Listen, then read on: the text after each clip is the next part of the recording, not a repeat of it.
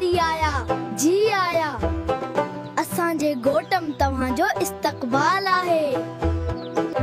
अली हिते जी रहठी केटी शहर का केतरी मुख्तलिफ आहे। अहमद असांजी सिंधड़ जी सब खां वधी संडाटप असांजी मेहमान नवाज़ी आहे। अचो पुट, ये तव्हां जो पंहिंजो घर आहे, आराम सां वेहो।